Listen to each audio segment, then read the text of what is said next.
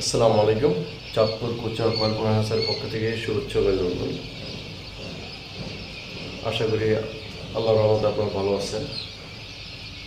তো আজকে যে সাবজেক্টটা নিয়ে কথা বলবো সেটা হলো কয়েল পাখির ব্রুডিং। হ্যাঁ, কয়েল পাখির ব্রুডিং মূলত এরকম ফ্ল্যাট বাসা হলে ভালো হবে। হ্যাঁ, মানে শীতে তাপটা ভালো থাকে, যেমন আমার থাইগেল হাঁস সবার তো এটা নাই, বা টিনের ঘর হলেও আবদ্ধ অবস্থা থাকতে হবে, তাহলে তাপটা সাধ্য মতো হবে। এখন আমি যে সাবজেক্ট, এটা হলো বুডিং। হ্যাঁ, এই বুডিং 15 দিন পর্যন্ত বা 10 দিন পর্যন্ত আপনার মাথা রাখতে হবে, খাবারটা এইভাবে ব্লেন্ডার করে গুঁড়া করে দিতে হবে।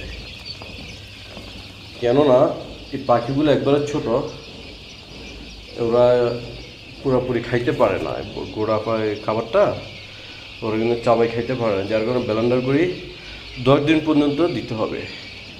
তাতে করে পাখি মারা যাবে না। ঠিক আছে, দেখতে পাচ্ছেন আমার পাখিগুলো অনেক সুন্দর।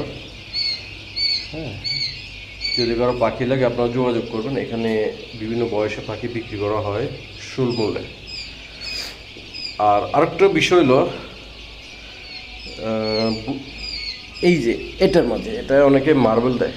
মার্বেল হচ্ছে, আমি নতুন সিস্টেম বাইর করছি, নেটটা এইভাবে কাটে দিলে ওরা পাড়া ঢুকায়, পাড়া আড়াল দিয়ে বেরোইতে পারে। মার্বেল দিলে হয় কি, ওই ময়লা পানি ঠিক মতো খাইতে পারে না, পানিটা আটকে যায়। ঠিক আছে, তা দেখেন আমার